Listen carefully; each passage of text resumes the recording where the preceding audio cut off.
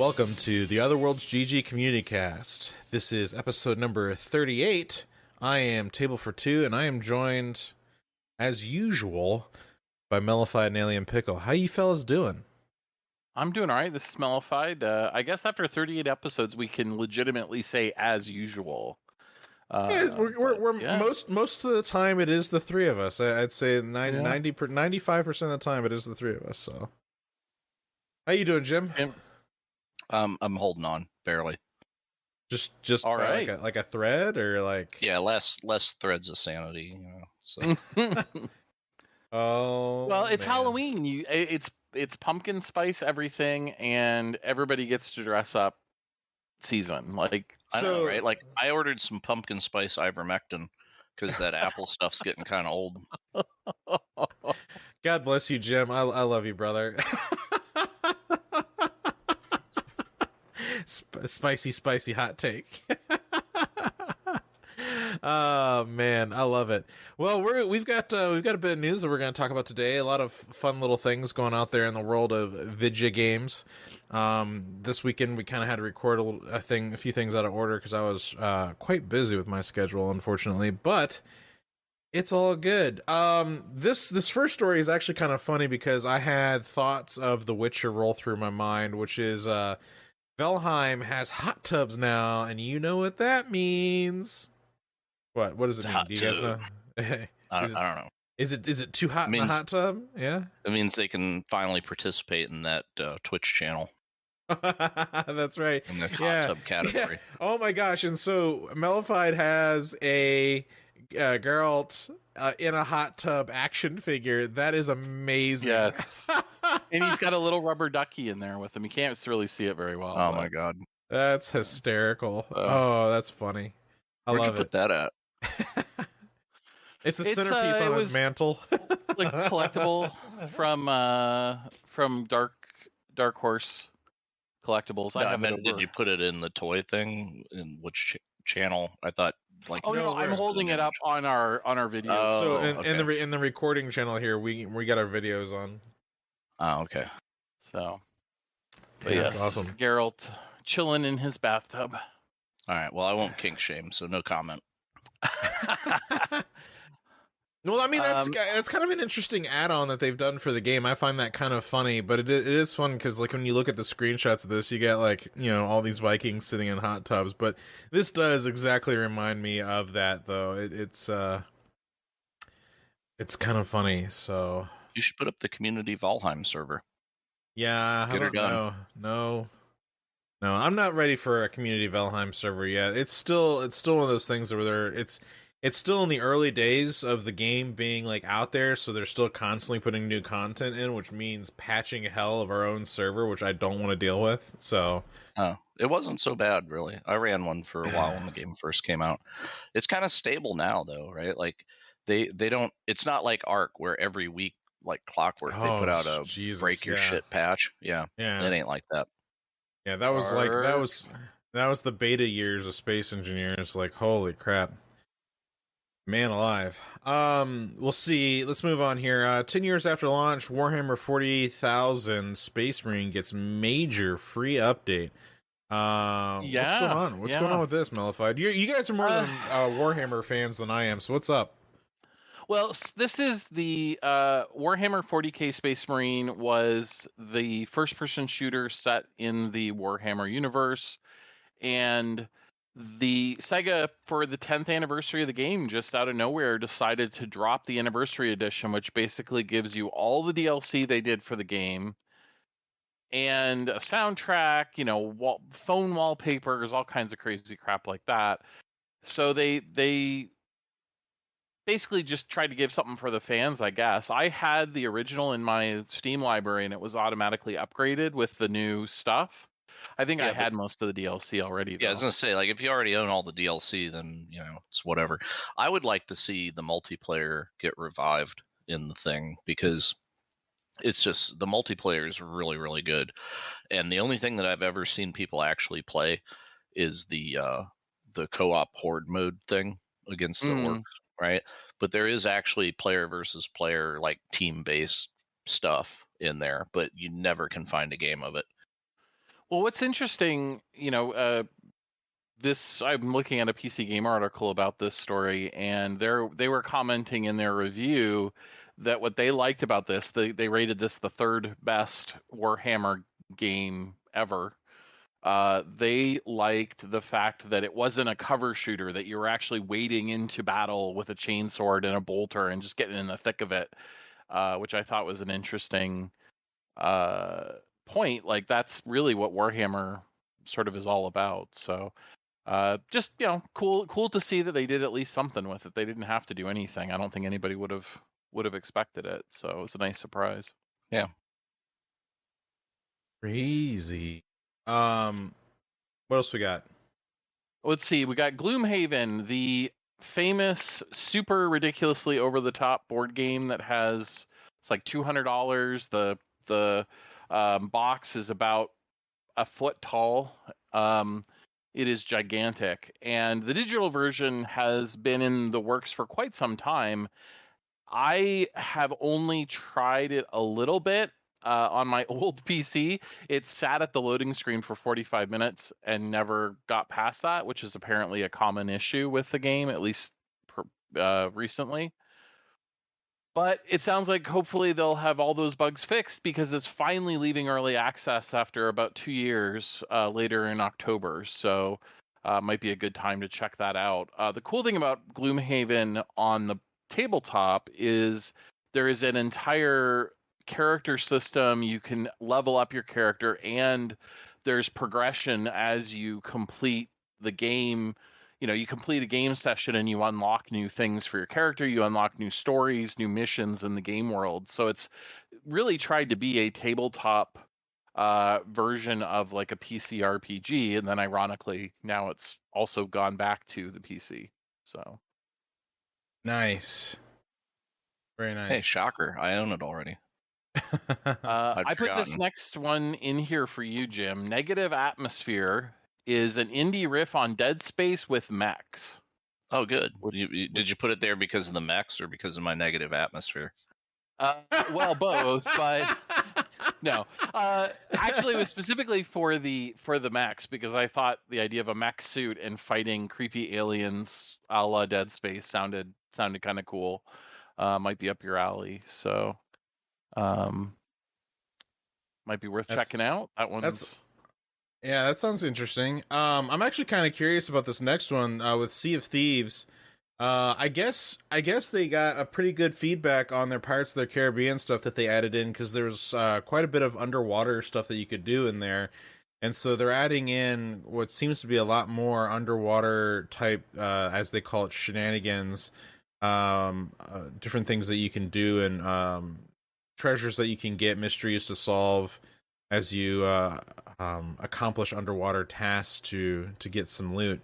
An interesting thing that they put in here, though, was, and according to this article, is that to help ensure a reasonably clean getaway, your loot can be stored in sunken statues on both in both locales, and then brought to the surface whenever you're ready to load it up by the friendly merfolk, which I find kind of interesting. You'll still have to carry it onto your ship, though, so it's not completely risk-free option, but it's interesting that, they're adding in this new way of kind of saving your loot, so to speak. So yeah, well, and it's good they're putting those lazy merfolk to work finally. Yeah, put them to task other than teleporting you back to your ship. That's like their sole responsibility right now. Is just like, hey, we see you fell over because you were dicking around on your boat. Because a megalodon rammed your ship and sent you flying. Yeah. So it's interesting. I do like me some Sea of Thieves. I just can't believe they're still putting more content, major content into the game. It's pretty awesome. Yeah, I've been hoping for more Disney theme park rides myself. This next one's quite interesting. I'm taking this with a grain of salt, because the announcement of Star Wars video games in the last 10 years has been mostly disappointing. Because I'm not talking about game releases in general. I'm just talking about announcements of Star Wars games. I don't know how many times over the last 10 years I feel like we've heard them talk about a Star Wars game and then it doesn't get released. I think they've probably announced somewhere 15 different games and only 4 of them have launched.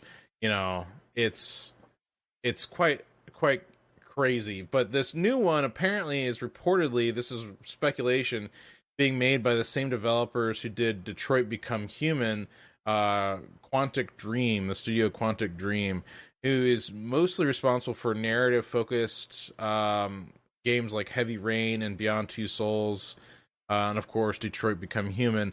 So it'll be interesting to see them do something similar with that style, if this is true, a Star Wars game kind of in that style, which would be kind of interesting. I'm not going to lie, but again, I'm also not holding my breath, because the next Star Wars game that they're coming out with is a complete remake of KOTOR, so it's not like we're getting really anything new right now. So yeah, it's kind of like they got go. a free pass on this. It's like they can screw this up tremendously, and it still won't compare to what's about to happen. So, you know, it'll be soon forgotten. Yeah, there you go. So quite interesting. What do you? What I was going to say, the one thing that concerns me a little bit is Quantic Dream.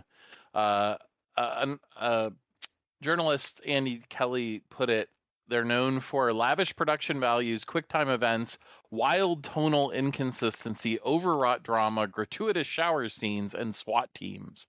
Yeah, they do. None of which sounds. They do have like overly like gratuitous like shower scenes in these games. Like it's a little weird. I that is something that I have noticed. Like, what's the point of this? I mean, I don't know.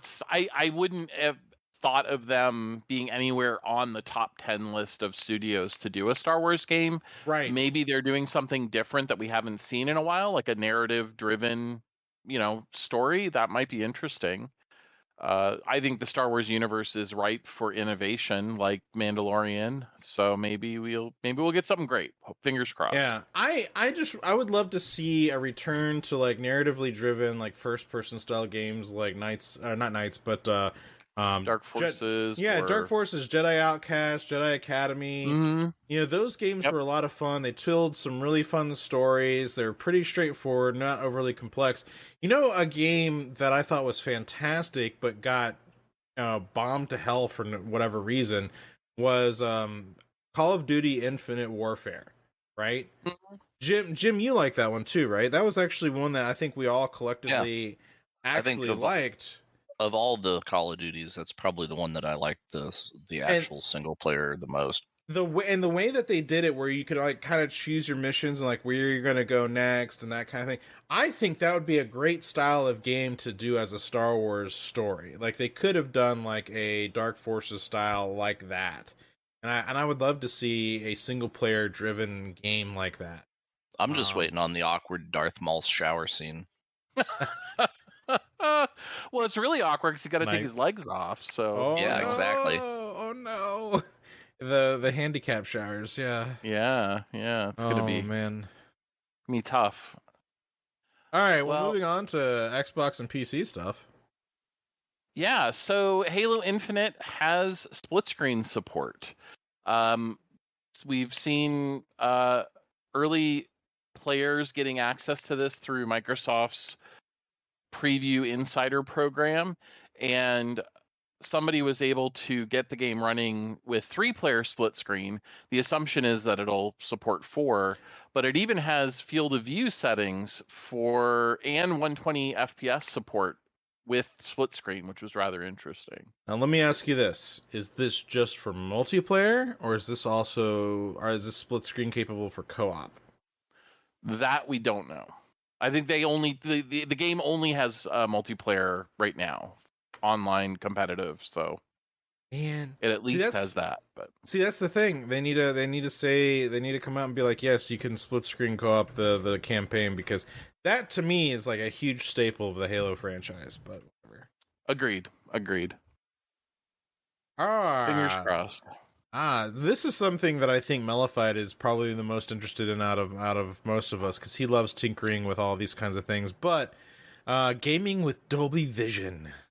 So what is gaming with Dolby Vision, Mellified? All right. So a couple years ago, we got HDR, which allows our TVs, our monitors, to display more colors.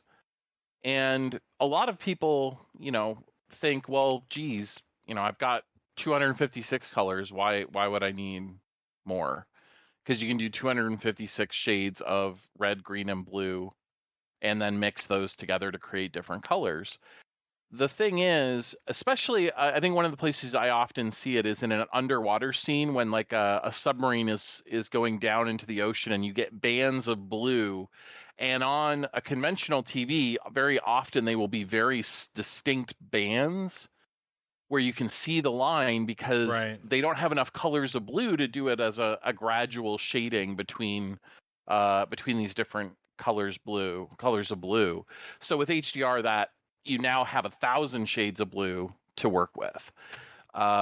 So Dolby Vision goes even further, though, where it adds some even better color fidelity. It has tighter requirements for displays, and it has the ability to do 12-bit color, although so conventional SDR is 8-bit, HDR is 10-bit, and then Dolby Vision supports up to 12-bit, although no TVs are actually capable of displaying that yet. But at least, we're sort of future-proofed. So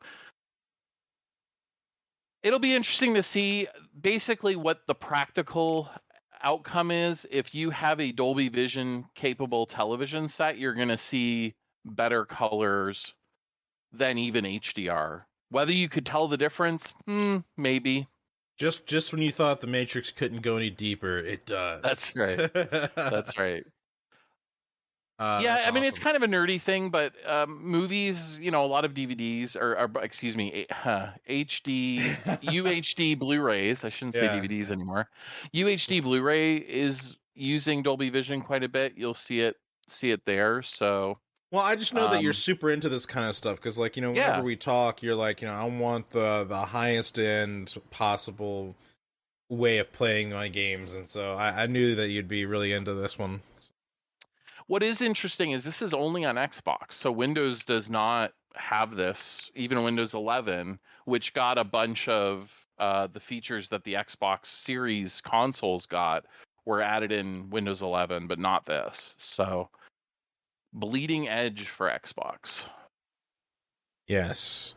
All right. Well, moving right along. So there was a speculation on Valve that Valve would be disabling downloading of old builds. There's this whole thing about there's that they would be doing that, but apparently Valve is not planning to disable downloading of old builds on Steam. However, according to the response from Steam or from Valve about this with Steam, was Valve has shared a statement saying that it explains that the studio doesn't have plans to remove the option to download old game builds. They say they are currently not planning to disable it. What we are working on is an approach on handling edge cases involving unowned content and helping partners more easily take down builds that need to be removed for things like copyright issues. We'll have more to share on that work when it's ready to ship. The interesting thing here and the speculation around this is like the GTA 4 situation. Or games where I guess licensing for copyrighted music no longer applies, and so that version of the game can't be got anymore. And I find that to be a little ridiculous. It's just me, because back in the day, if you bought the DVD version of a game, you have that copy, you have it. They can't be like, well, we'll need to ship you a new version of that, and you need to shred the version that you have. That's unsustainable. So it's interesting that in a digital market, they can do these kinds of things where traditionally it hasn't really been a thing. I'm kind of disappointed, to say the least. So, but that's my take on it. I don't know if you guys have anything to add to that, but Yeah, I mean, not really. I have come to believe that we need legislation from the federal government, which takes the form of a digital goods consumer bill of rights, where they make it a legal requirement that I be able to play the digital version of the game as it was sold to me, that they should make it a legal requirement that is always available. Right. This is what I paid money for. Yep. Yeah. Because it's sort of ridiculous that they could bait and switch, the entire product away from you as a consumer when you paid, full price for it. And we'll have conversations about this in our next show, but like the whole thing about like not Stardock, but yes, well, Jesus. Who are you thinking of? Stellaris. Oh, so yes. like the whole conversation about Paradox with Stellaris, thankfully Paradox gets that, and through their launcher you can actually download the older versions of the games because there are differences. And so it's pretty cool that that's a functionality, but it'd be nice to see, like you said, some kind of industry standard that applies to that, because it does feel like a bait and switch for sure. All right, moving right along. New World is an MMO that is out, and apparently there's I've been seeing people talk about it like it's a good game. I think a lot of people are getting into it. It's actually appealing to quite a few people, which I'm surprised by, because my personal interaction with it has not been impressed. I really wasn't impressed by it, but yeah, it was funny. They had a statement on Twitter where they were like, "Yeah, we're seeing some like support stuff where people are complaining that the game killed their video cards." And we were aware that was going to happen because these are people that didn't play the beta, implying like, well, we didn't kill it already. So, right. Well, there's a couple of stories here. So, like, if it's a full server, you're not going to be allowed to do any more character creation on that server. There's also some new reports suggesting that New World is again bricking people's NVIDIA GPUs. Yeah, so as I understand that, it's just because that's the first game that's ever actually got the CPU or the GPU hot. So I guess, like, why would this game in particular be the one that bakes the GPUs enough to have them expose a physical defect from the manufacturer? Yeah, there's been some theories that it has to do with unlocked frame rates and it basically rendering thousands of frames a second in the menu, and that somehow blocked the card's BIOS from adjusting the fan. But I mean, that still seems like a defect with the firmware or the card, not the game. Like the game, no game should be able to fry my hardware. Period. Right, but they could have built in like a frame limiter and ended the problem, but they didn't apparently by launch. So that's a little strange. Yeah, well, and I know EVGA, one of the video card manufacturers, came out and said they had about 30 cards that were affected, and it was because of bad soldering at the factory that those cards failed. So they would have failed, eventually anyway. So in some ways, New World did those people a favor, because by causing the card to fail while it was still in warranty, they got it replaced for free. Yeah, so, true. There's also an interesting thing with what's going on with this game, where there's a stupid lore reason for why this game also doesn't have mounts. And if you've not read this, I'm actually going to read a portion of this right here. So this is from them on the lore reason why there are no mounts in this game. And it says, please remember that there are no beasts of burden on Atronum, whatever the name of the world is. No horse or donkey will pull your cart, carry your pack, or tolerate a rider. All efforts to domesticate or redomesticate these animals have led only to injury and a lot of swearing. Therefore, it's important to transport only as many goods as your own back can bear. Do not overburden your packs or carts.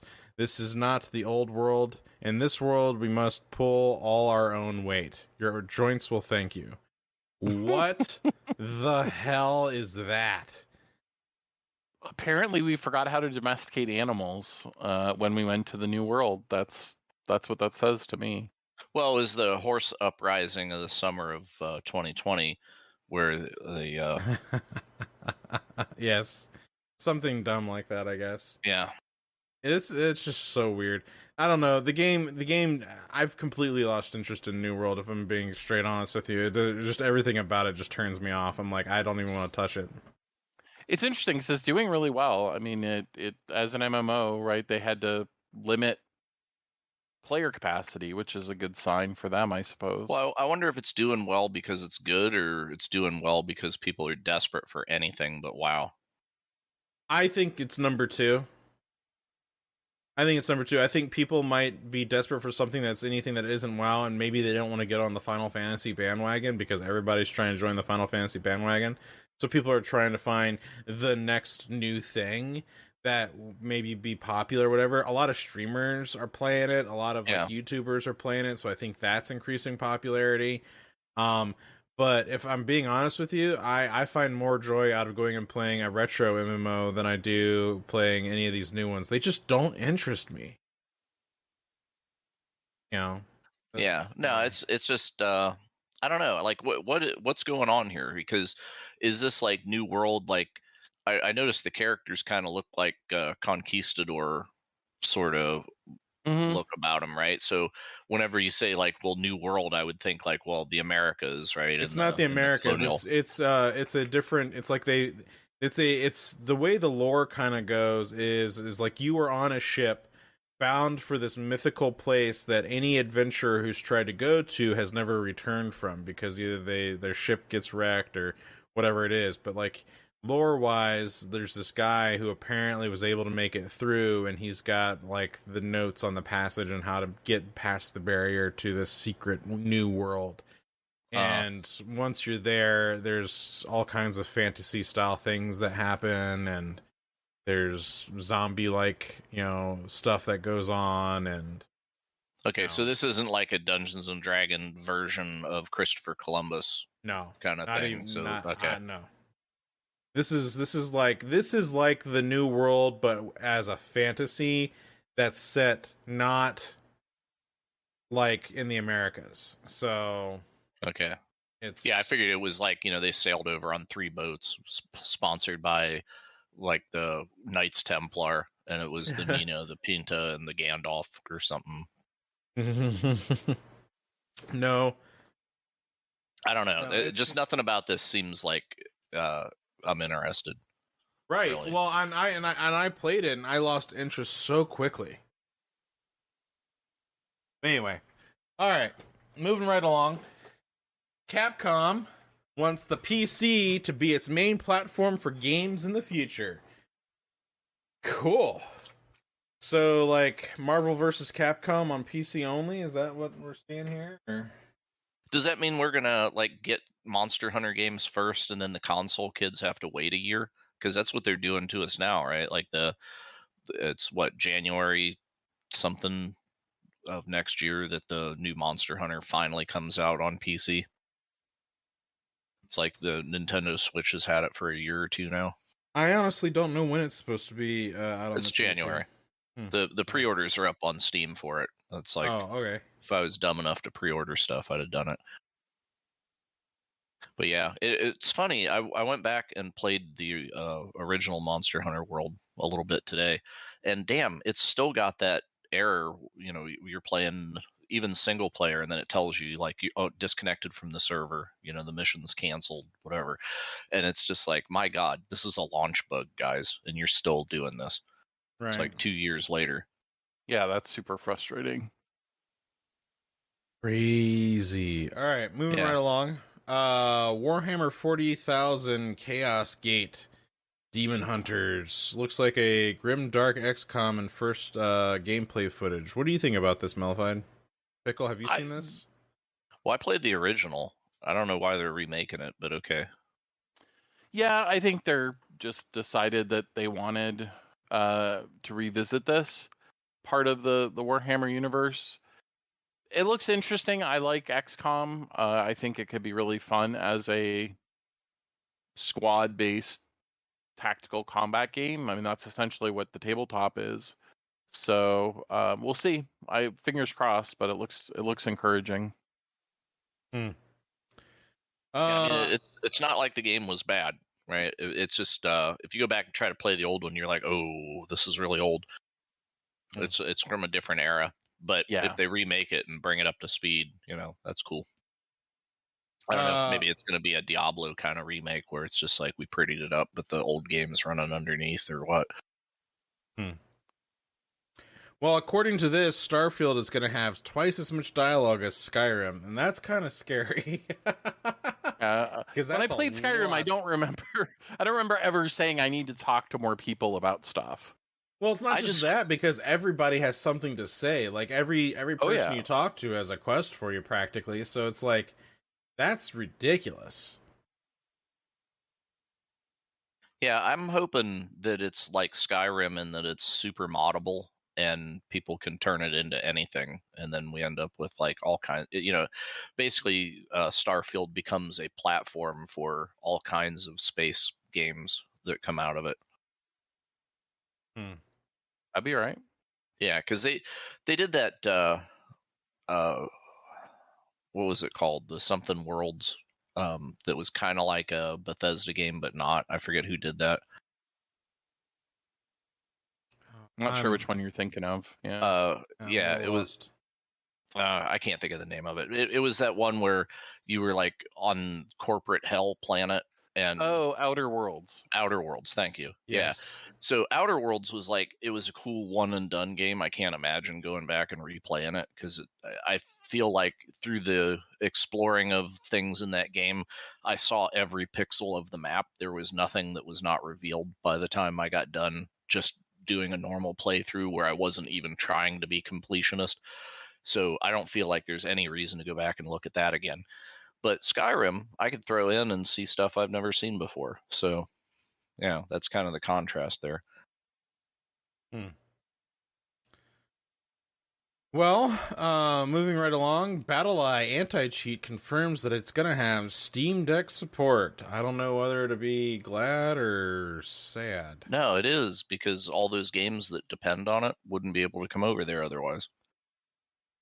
And it also means for the Linux kids, they'll be able to play those games too. It was more of a comment of like, do I like BattleEye? Because I can't stand BattleEye. That's all I'm saying. Well, yeah, but I mean, it's like you're not going to get the game if they don't get BattleEye, so therefore you should be happy, I guess. Something Our anti-cheat masters. Something to be thankful for sure, I guess, yes. So the PC is getting a Pokemon trading card game. Yes, finally. I'm kidding. Oh, thank God. Mean, okay, it's interesting. It speaks to Nintendo. Nintendo, has a minority stake in the Pokemon company. So the fact that this is coming to PC, maybe that's an experiment for Nintendo. I guess we'll see. But I'm surprised that Nintendo just doesn't own Pokemon outright at this point. Because see, the thing is, though, you'd think that they do, based on all of like the Pokemon games that they constantly come out with, and I mean, you almost would think it's a Nintendo property at this point. Okay, so weird Pokemon adjacent thing is I was on that DKU TV on Twitch, right, watching the Daikaiju network. Yes. And they were showing Ultraman episodes, like Ultra 7, right? So he has what are called monster capsules, and they're on his belt, and it's basically kaiju that they've trapped, and he keeps them in a Pokeball on his belt. Godzilla, I choose you. Yes, exactly that, right? So he pulls the thing out and throws it, and then poof, a Godzilla shows up and fights the other monster, and then that monster gets its ass beat and faints and comes back into the ball, and then he pulls another one off his belt and throws it out there. And I'm like, holy shit, what year was this? And it was like 1968 or something. And I'm just like, that is the inspiration for Pokemon. Somebody saw like this. Yeah. It's like, it couldn't be more obvious. When you see it, you can't unsee it.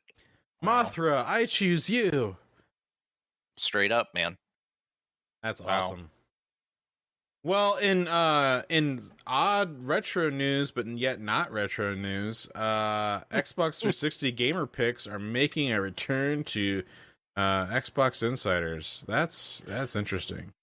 Yeah, this was kind of a funny story. I think we talked about part of it a while back, but somebody posted on Twitter that they were mad that Microsoft kept shrinking their Xbox 360 Pac-Man Ghost gamer pick, and said, I paid $1.29 for this in 2000. Like, I want it to work, and apparently Microsoft somewhere along the way broke the code that was supposed to resize those. And so one of the lead programmers saw this guy's tweet about his Pac-Man Ghost and said, I'm going to make it my personal mission to find the problem and fix it. And so they actually did fix it, and it's now in the preview builds. It'll be coming out here pretty soon. So I thought that was a really fun little story. This next story is actually fantastic, and I love this. This is exactly what I love about retro.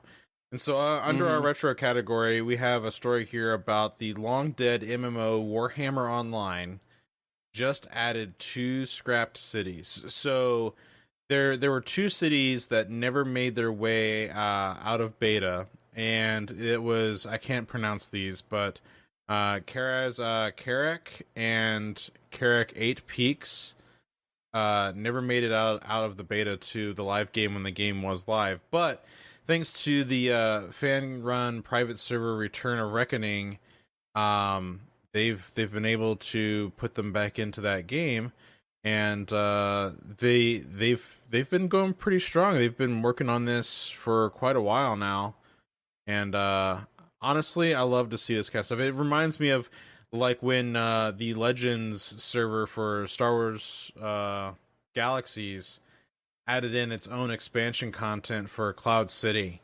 Of course, that was completely fan crafted content. It wasn't based off of anything existing. But just the same, it's really cool to see these like fan communities do this kind of stuff. I love it. I love to see it. Yeah, for sure. So we got a couple of VR stories this time around.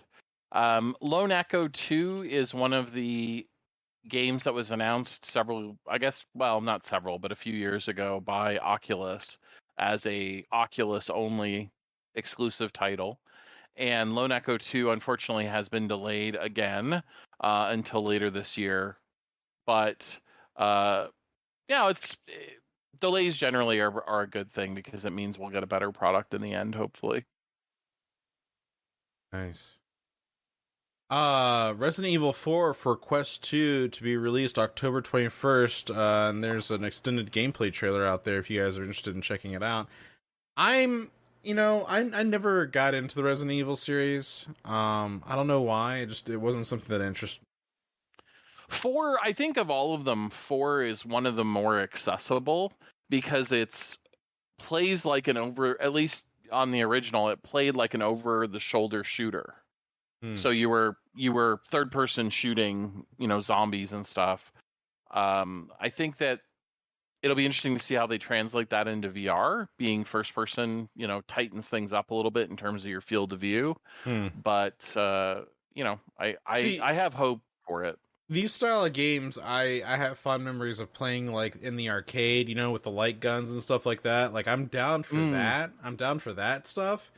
But with a controller, just kind of playing through them, they never really did anything for me. So, well, we'll see. If the Oculus Touch controls can sort of pull it off, I think it could.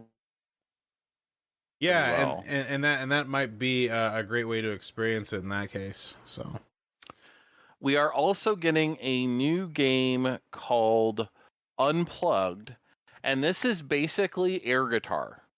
So it's like Guitar Hero, but instead of holding a plastic guitar, you just strum with your hands because Oculus has hand tracking. So it's using that to be your input into the game. But wait, you have to stare at your hands while you do it. No, you don't. Well, how does it hand track way down there? Because the sensors on the Oculus, they're on the sides and then they're on the bottom, and they have a huge range of view around you. Oh. So, Yeah, so the Oculus is actually like watching my crotch full time when I'm wearing pretty much. it. Oh, Pretty Yeah. much. well, that's disturbing. All right, Yeah, I'll enjoy. have to adjust. Wearing pants from now on while I'm playing my Rift. Well, and that's how it does it's called, inside out tracking is the terminology. Rather than having the lighthouses that you had to have for PC VR, it uses those cameras to track your position relative to your environment, so you don't need any external references. You do need light, which is the one Yes, that you do need light, and that's limiting interesting. factor. It's really interesting how far they have come with the VR stuff, because it was like you needed these room sensors. Because I remember Gen 1 Oculus, if it was just the headset, like I needed one sensor, but if I wanted to use the headset and hand controls, I needed two sensors. If I wanted like a room experience, I needed like 3 or 4 sensors, and I was like, holy crap, this is like adding up quick. I don't have that many USB like 3 ports. Well, that's the Steam problem currently still, is you have to put sensors in the corners of your room or it doesn't work. Well, and granted, it's a more accurate and whatever system, I guess you could argue. But the thing but I don't want to be doing that, like hanging stuff on the wall. So, or be tethered, right? The thing that I love about the Quest is I can sit in my desk chair and wirelessly be playing games from my computer, and I don't have to be tethered to anything, and I get a really good experience from it. So, and it looks great. I love it. So. But anyway, yeah, I think the innovation that Oculus has brought is really impressive. It's unfortunate that it's tied to Facebook, but make your choices appropriately, I suppose. One cool thing though about this air guitar game Unplugged is it's going to have a pretty wicked set list. They've already announced Tenacious D, Ozzy, Offspring, and Weezer are going to have tracks in the game. So I think there's about 30 songs that you get out of the box. And this comes out in October. So party on, dudes. Party on indeed. All right, so Nintendo did a Nintendo Direct, and we've got a list. It's pretty much the short list of their stuff. I say that it's pretty lengthy, but we'll run down the list real quick of the things that are slated to come out. But we got Monster Hunter Rise Sunbreak DLC is coming out in 2022. Mario Party Superstars is coming out October 29th. Voice of Cards, the Dragon Isle Roars, coming out October 28th. Disco Elysium Final Cut, October 12th. Hyrule Warriors Age of Calamity Expansion Pass, October 29th. Let's see, Chocobo... Grand Prix, I think. Grand Prix, 2022. Last Fighter for Super Smash Bros. October 5th, which, Jesus, they've been coming out with a lot of fighters. Kirby and the Forgotten Land, 2022. Animal Crossing New Horizons Direct in October. New content November. Yeah, so the Direct means they're going to do another big announcement about future content in October with it's new stuff coming in November. Yes, thank you. Sorry about that. Disney Magical World something. Star Wars KOTOR is on November 11th, so I guess they're bringing if I'm not mistaken, they're bringing the classic KOTOR to that, yes. which is great. I mean, for a whole new generation who hasn't gotten a chance to experience like Jedi Outcast and Jedi Academy, they have those on the Switch now KOTOR, and I think that's fantastic for a generation who haven't had a chance. So that's great. Dying Light 2's Stay Human is 2022. Dying Light Platinum Edition is in October of this year. Triangle Strategies in March of 2022. Metroid Dread comes out October 8th, so that's right around the corner. So the Nintendo Switch Online is getting a new membership plan, N64 Virtual Console, Sega Genesis Virtual Console sometime in late October. As I think a few of us have argued at various stages, I think Nintendo just needs to do a library dump of the things that they have the licenses for and just call it a day. That to me would be the more logical thing to do. The Shadowrun trilogy is coming out in 2022 for the Switch, which is also awesome. So any new gamer out there who hasn't had a chance to play those, I love the Shadowrun games. Castlevania Real Advance. quick. Go ahead. I was going to say real quick about the Nintendo Switch Online. I just wanted to point out it's a little strange that we've got the NES, the Super Nintendo. Now the N64 is coming as an add-on subscription. But then the Sega Genesis? Like, Mario and Sonic do not belong together. This is like, crossing the streams in Ghostbusters. The universe is going to end. I don't know how I feel about this. Well, I guess that's the ultimate console war victory, right? Is you have absorbed your opponent and put him on your platform. I guess. Yeah. Well, I mean, it's not the first time though. I mean, like we've seen like the Mario and Sonic Olympics or whatever you want to call it, and sure. That's stunt casting in a video game, though. That's not like. Does that mean we're going to get Sonic in Smash Brothers? But it's also not the first time we've gotten Sega games on Nintendo, though. So I mean, it's because Sega is not a hardware company anymore. They're all software now, and well, I understand that. I just mean the Sega Genesis specifically was going up head to head, against the Super Nintendo, and their ad campaign was, Genesis does what Nintendo don't. It's funny to me that of all the things, that's what they would pick to bring to their subscription service, not the friggin' GameCube, not the Game Boys, Game Boy Color, Game Boy Advance, not the DS, not any of these other Nintendo systems, but they're going with a Sega system of all things. It's just very odd. Sure. And that's fair, and the fact that they also still haven't put out like a whole bunch of their other content has also been kind of frustrating. What would make me get a Switch is if somebody found out that it's just an emulator inside and you could sideload ROMs into it, and then I'd be like, okay, I'll get one now. Joke's on you, it kind of is. So, can you sideload ROMs into it though? No, but it is just like it is basically an emulator. So right. But if I can't sideload ROMs in, then I don't care. Oh. But if I could play like my entire ROM collection on a Switch, then now we can talk about a Switch. But I can play Switch on my PC. Yeah. It gets weird fast. So Castlevania Advance Collection came out. That is the Game Boy Advance series of Castlevania games, and it came out on all platforms. You can get it on Steam as well or Xbox. ActRaiser Renaissance came out. Deltarune Chapter 2 came out. Hot Wheels Unleashed Surviving the Aftermath. Shin Megami Tensei 5, Wreckfest, Arcade Archives, Rune Factory 5 are all coming out between now and the end of the year. So Mario, the video game. Go ahead. The Shin Megami Tensei, that's not the Digital Devil Saga that got remastered recently, right? This is correct. This is the first new Shin Megami Tensei game in several years, and it's the first one on the Switch that's brand new. Oh, cool. Yeah, so that'll be a lot of people are really excited about that, including myself. Mario, the video game movie, is coming out in December, which has some interesting stunt casting choices for the different voices. Yeah, I was a little surprised at who they got to like be Luigi. It's like this short actor when Luigi himself is like a very tall, skinny like character. And it's just, I know that the voices don't necessarily have to correlate with like the actual character, but it was just kind of funny. It'll make the mocap really awkward. Yeah. Oh. We're getting more Splatoon 3 information in 2022, and Bayonetta 3 is coming out in 2022.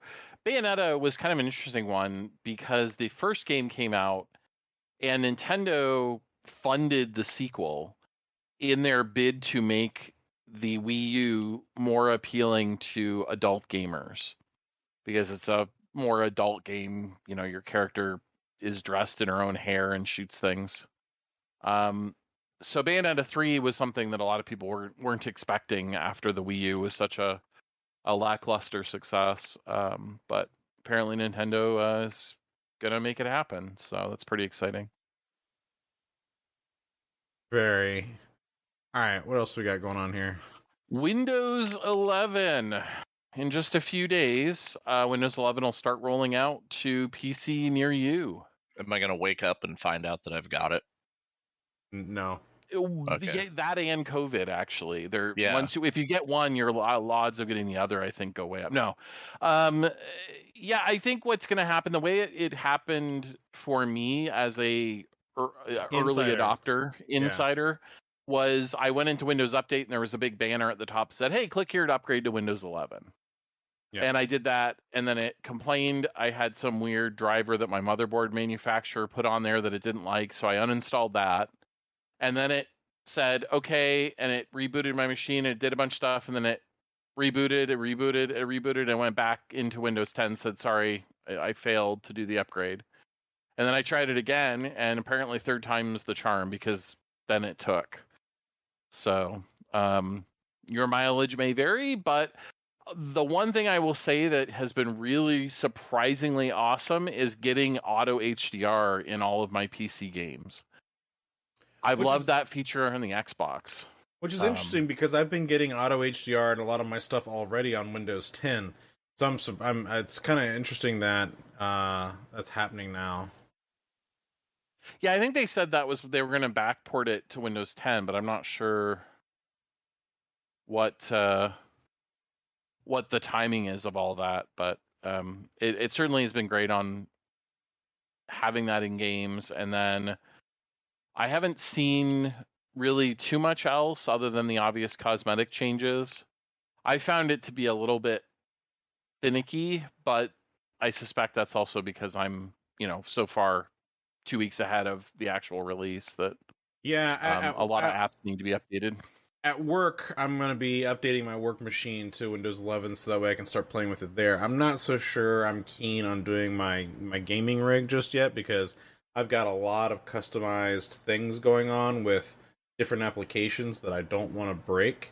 And I'm specifically thinking of my voice meter potato application and all the different virtual audio things that I've got going on to map different stuff to. So I'm a little bit nervous about that. So thankfully I think rightfully so, yeah. Yeah, well, I mean, I've got my configurations for these different things saved off. So I mean, it's not at the terrible end of the world, but at the same time, it's I just don't want to waste my time right now. I just don't have the energy for it. So, but maybe in a couple of weeks once I'm not doing crazy things at work because I'm leaving again real soon for another work trip to Colorado that I have to do, and I'll be gone for 2 weeks this time. And so it's just I don't want to have to change anything and then break it, and then I won't be able to fix it for another 2 weeks, and it's just going to be in the back of my head the entire time I'm gone. Son of a gun. Yes. Well, there are a couple of things that have come out, though, that are interesting, including the fact that Microsoft is going to allow third-party app stores in the Microsoft Store. So this means you will be able to download the Epic Games Store and Launcher app through the Microsoft Store onto your PC, which just seems bizarre to me. I think it's fascinating because of the approach that Microsoft is taking when it comes to share of revenue splits, right? So Microsoft has a revenue system that if you want to use it, then they take a cut. But if you have your own revenue system that you're bringing to the store, then you keep everything that you make through your own revenue system, which is almost unheard of in some other places out there. Apple, So, well, let's be fair. It's Microsoft with the Xbox, PlayStation, Apple, Google Play. All of these stores work the same way, where they take a very significant cut of your revenue and subscription revenue or DLC revenue in many cases. Not all. Right, but the point I'm making, though, is because Epic is coming in with their own thing, Microsoft isn't going to take a cut from that. It's in their policies. Right. And so I think it's really cool that Microsoft is doing that because Apple wasn't doing it. Well, that's my point, though. Nobody was doing that. Nobody does that. before this. So this is the first time? Steam doesn't take a cut of your subscription revenue. So if you do an MMO through Steam, like Elder Scrolls Online, and pay for a subscription, if you do it through Steam, they take a cut. But if you do it through a third-party website, they don't take a cut, for example. So what you're saying but my I guess my question is does Steam allow those applications to have their own payment system within Steam? I don't think so. Because at least I'm only going off of a few games that I know of, right? They certainly don't allow you to sell DLC through a third party. That's true. And I know Elder Scrolls, if you go to the website and do the subscription, you don't pay Steam. But if you do it through Steam, then you pay Steam. But there's no option to do it in game either way. You have to go to like a storefront out of the game to do it. So I don't know. But I know, certainly PlayStation doesn't allow you to do anything but the PlayStation Store for DLC. Same with Google, same with Apple. So yeah, it is very interesting. Microsoft's, shifting this direction. It'll be interesting. Well, what'll be so? Can you get Steam on the Microsoft Store?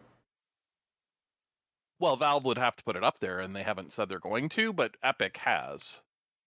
So that's the crazy part to me. Is Epic has said they are going to put their store in the Microsoft Store.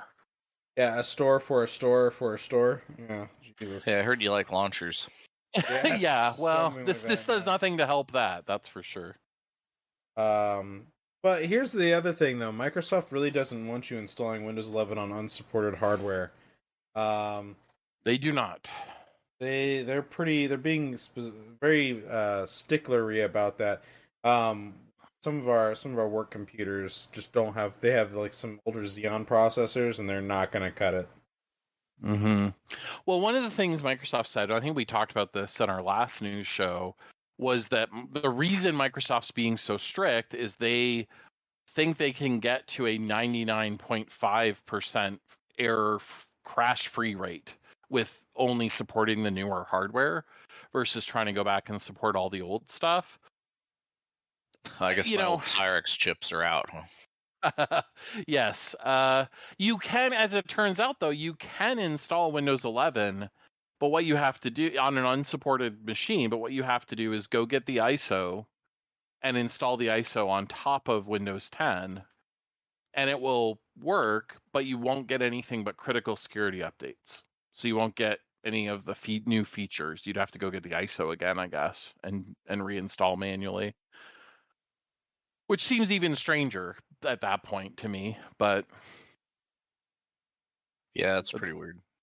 That's what they're I would just think like if you just had you have to sign this opt-out thing that you won't be part of the crash statistics or anything. Like we don't guarantee that your machine will be stable if you install this. So whatever.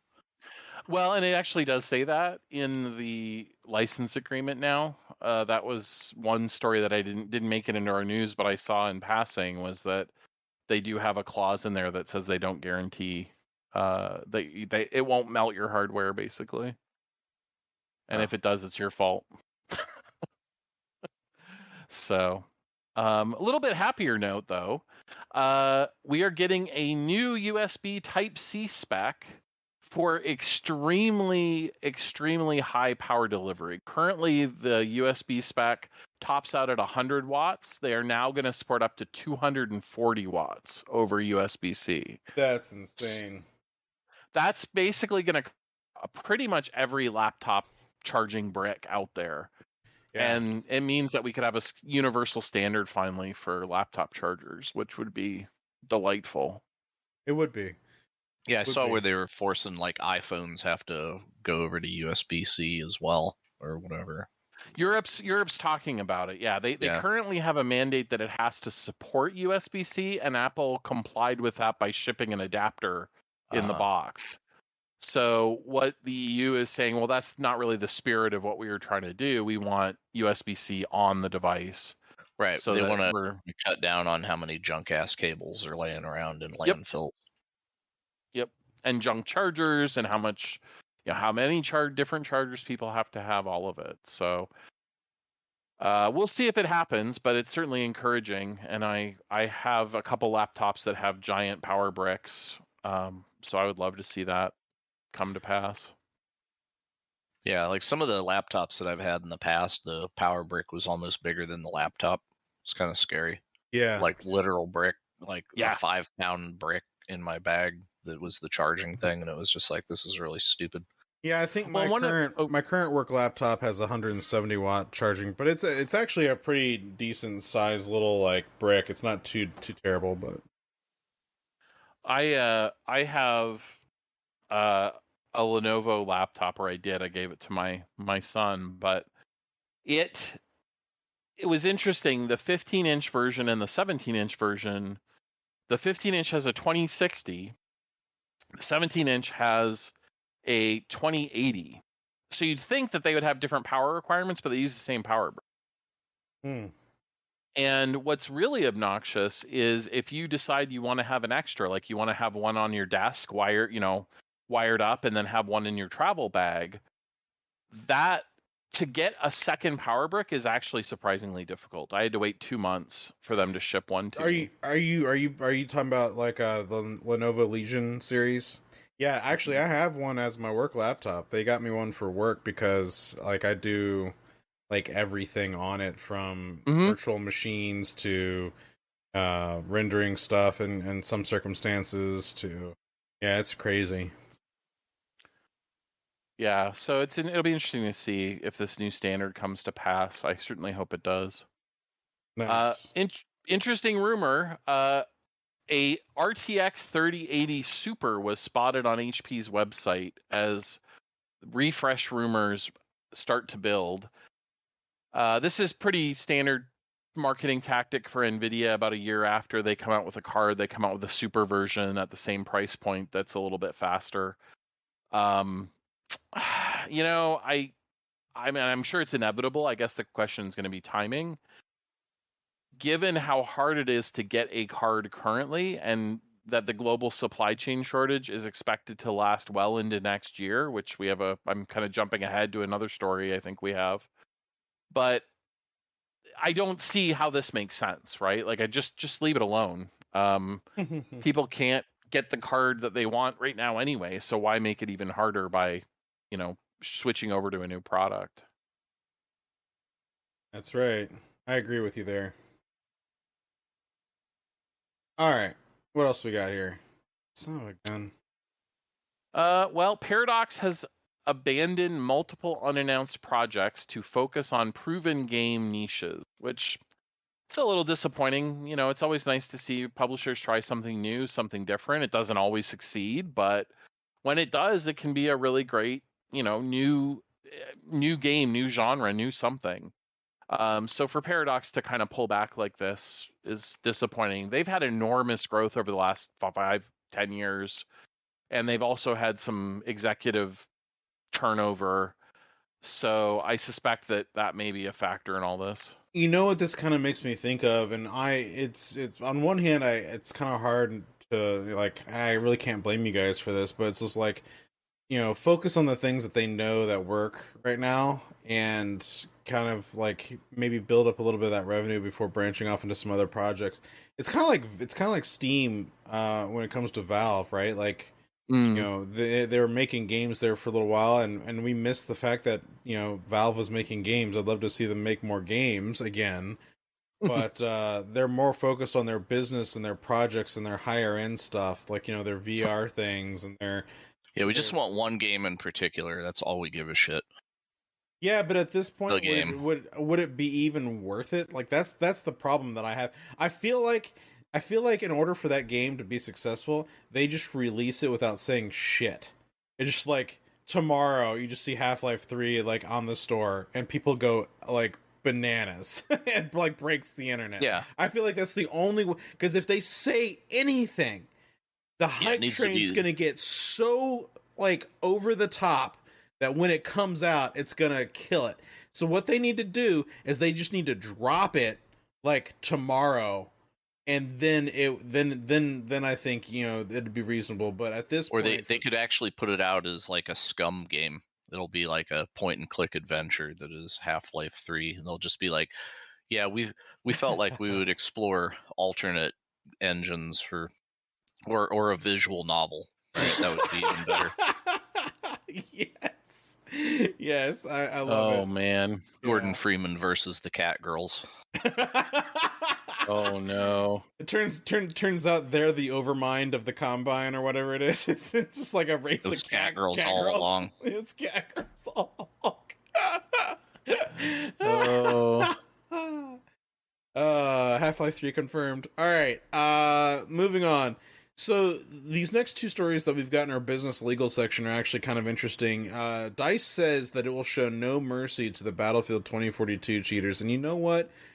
Good. Like, I get so tired of cheaters in online games. It's obnoxious. Like, I think what needs to happen is that the anti-cheat needs to profile your PC, right? The CPU and stuff. Like, it records like the serial number of your CPU. Right? And in order to join, then if you have a banned CPU, you better throw your PC away because... Check this out, though, Jim. This is what people are talking about potentially with the whole TPM thing with Windows 11. So there's some company, I forget which one. Valorant, Riot is doing it. Yes. So Riot. So essentially, what's going to happen is if you get caught cheating, they're gonna flag your TPM profile and you're done. You can't. But there is a workaround to it, apparently. Like, all you have to do is just replace your TPM chip and then, certify with Windows or something like that, and then that'll get you around the whole thing, apparently. Yeah, but it'll slow down the knuckleheads that are... Right, but you see, here's the thing. If you don't have a TPM thing, but you've done, like, maybe the TPM that's on your processor, a TPM chip, I don't think is going to get you out of that. Like, I think if you've done... like TPM without the actual chip and you get flagged, I think you're completely done at that point, if I'm not mistaken. Yeah. So they'll have to sell like special cheater boxes that have like hot swap TPM. Yeah, or something. I don't know. But or a way to fake your TPM number. Yeah. Oh, jeez. Well, the whole point is you can't with a TPM, so, you know, allegedly. Allegedly, yeah. But you can, like mine on my motherboard is just a little $20 single chip on a board that plugs into the motherboard, so that would be pretty easy to swap, I suspect. Yeah, shout out to all the scalpers that bought every TPM module off the market to like jack the price up. They sure did. All right, this next one's interesting. Netflix buys Oxenfree developer Night School Studio, and this, I think we've talked about this in the past, but Netflix is going to try and do content delivery of games. Whatever. Have you gross. Have you not, like, look, you're out of your element, Netflix. Have you not seen what's going on with Google Stadia? Like, just stop. Like, well, I feel like people already bitching about Netflix eating up all the bandwidth in the world. So, well, I think Netflix bandwidth share has gone down. If I'm being honest, I think the bandwidth has shifted to Amazon probably, with Prime and with Twitch and stuff like that. I would venture that Amazon's bandwidth market's pretty high. I'm not complaining. I eat at the cult of Amazon. Like, I don't mind. You know, it's, you know, they ship me my tennis shoes. I get to watch some gameplay. You know, I you know, it is what it is. It's kind of like, did you see the movie Idiocracy? I was born into it. Yeah, so the movie Idiocracy has something interesting that it's a dumb film, but it's meant to be dumb. And there's a whole to do about Costco just being like the thing that serves the world at this point. And but it's actually Amazon if they did the reboot. But if they do the reboot, it would probably be Amazon. But the funny thing, or Amazon and Costco like merge or something like that. But like the funny thing about it is like they go into Costco and people are like going to school at Costco. They're they're like taking college, like it's just like Costco's like the thing now. And I feel like that's what Amazon kind of has become. And part of me is welcome to like, Costco. I love you. Yes, that's right. Welcome to Costco. I love you. Hey, I'll tell you what though, Wall-E called this the it's true. Corporation that runs everything in the movie Wall-E was By and Large. And at one point there's a scene with the president addressing the captain of the ship, and he's standing in front of like the podium, but the crest on it, instead of being the presidential seal, is the By and Large logo, implying that they, literally control the entire world. So Yeah. it's Well, it's out there, that it could happen. But I guess the point I'm trying to make, though, is like, at this point, with the way that things are going with Stadia and Google, it's not looking that great. And there's already platforms like what Microsoft's doing, what Nvidia is doing, what Luna is doing. With these other platforms are already making like a huge dent in this category. I think it'd be very hard for Netflix, unless they appeal to like the kid category of kids games, it'd be very hard for me to think that they're going to do well in this area. Just my personal opinion. The way that it was presented when Netflix talked about it, and we touched on this a little bit in a previous show, was Netflix is saying that they are targeting mobile games first, and they're all going to be tie-ins to their own shows. So it's really just bringing that licensed development in-house rather than making unique, creative games of their own, essentially. Oh, maybe this would have made Defiance make sense as a game. Yeah, maybe. So we'll see how it goes, but I don't think they're doing all that much with it. I think they're being very careful not to try to do, please everybody with it. Well, like, speaking of Defiance, talk about a game that tried and then failed, then rebooted and tried and then failed. It's just like, wow. So it's a neat concept, but yeah, I mean, it just was fraught with problems, it seemed like. All right, let's close things out with some funny and strange. What do we got in here? This first story is goofy. I like this one. Yeah, this caught my eye. The creator of Ethereum, the cryptocurrency, said that he got started in crypto because Blizzard nerfed his WoW character class.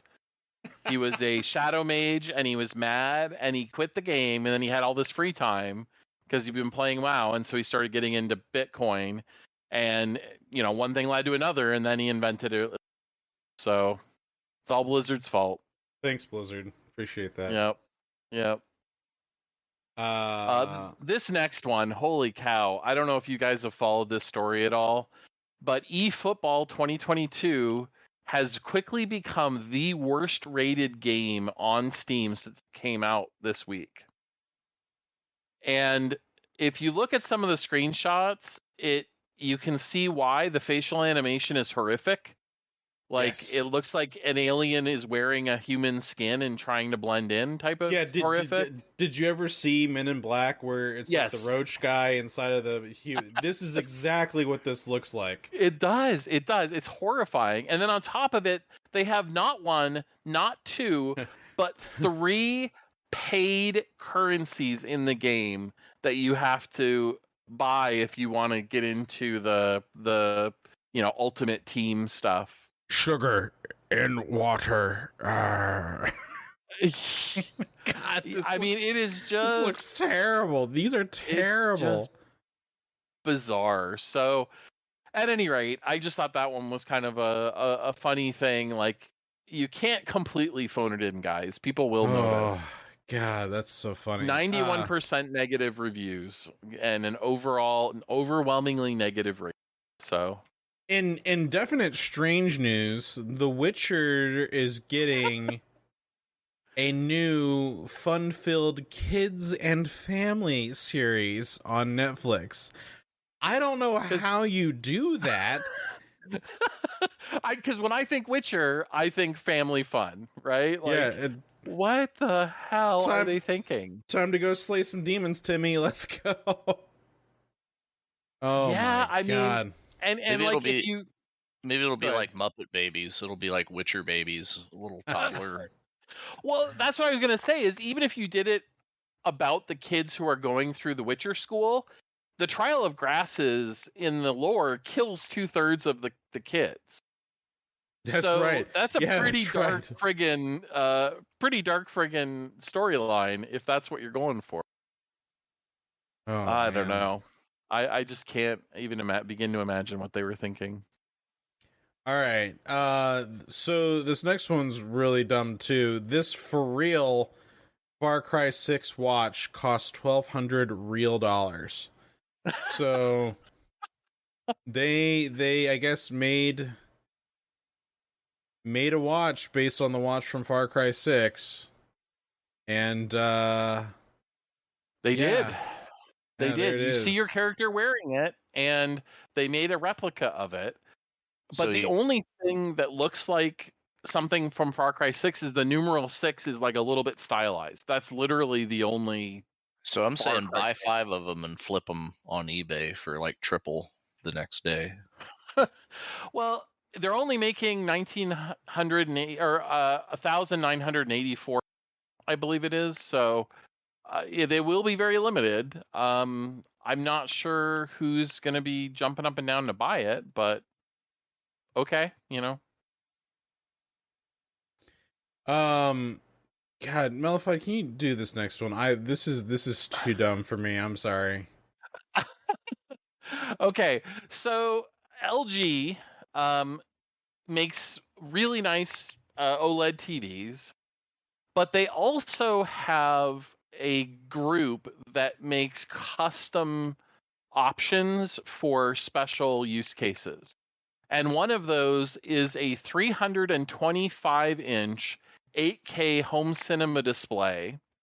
It weighs over 2,000 pounds and has a brightness of over 1,200 nits, which is like a higher end screen. But it's $1.7 million. Yeah, no, I'm good. Where you could imagine something like this maybe getting used is like a stadium, a kind of scenario. But even then, it just seems completely ridiculous. So, kudos to PC Gamer for this story, though. If you scroll down, they put a shot of Geralt the Witcher in his bathtub on the promo shot of the 325-inch display, just so you get a feel for it in real life, which it's pretty damn funny. They also, though, what's crazy is they do have other options. LG came out with an $87,000 TV that rolls up, so when you push a button, it comes out of a little chamber and slides up. They've also done a dual 4K ultra stretch TV, which is a 589 inches or over 70 feet, if that's easier for you to visualize, a 70-foot TV. I was excited about my 70-inch TV. Forget about 70 feet. Holy cow. So yeah, just completely ridiculously silly, but kind of fun. All right, take us home with this last one. There's a Fortnite shirt. Oh, I'm sorry, I skipped this one. Oh my gosh. So Balenciaga is a very high-end clothing brand. And apparently they did a deal with Epic to do a line of Fortnite clothing. So there is a plain white button down with the over the breast has the Fortnite logo, and underneath that the Balenciaga logo. And for $1,000. Yeah, $1,000 or 168,750 V-bucks if you need it in Fortnite currency to visualize it. You can get this really basic shirt. There's also a baseball hat for just $395 with the Fortnite and Balenciaga logo, or a white hoodie for $725. So really, really top pricing here for this stuff. I don't know who they think is going to buy it. It's just bizarre. Yeah, real dumb, but funny. It makes us laugh because I ain't buying it. Yeah, So. exactly. Well, that's all we got for you guys this week in the news. Come on over to our Discord server at discord.otherworlds.gg. What do you get? You guys got anything else before we close this out? Have fun. We've got our 100 for 100 giveaway. Well, once we hit 100 members, we're going to be giving away $100 in gift cards, $25 gift cards to Amazon, so you can buy whatever games you'd like, as long as they're under $25, I guess. We are also getting ready for the launch of Battlefield 2042. We had a Battlefield 4 server. We let that go, but we're getting excited for the new game, so we want to come and play with us. Come on the Discord. Every Thursday night, we do community night, pick a different game, and we love to hear from you if you want to play something. We do have a Minecraft server, and we do have a Unreal Tournament 2004 server right now. And who knows? Maybe we'll just throw up a Valheim server. Who knows? Maybe that'll happen. We'll see. I'll get Jim to manage it. Oh. But yeah, come on over to our Discord server, discord.OtherWorldsGG, and this has been episode number 38. We'll see you guys next time. Yeehaw.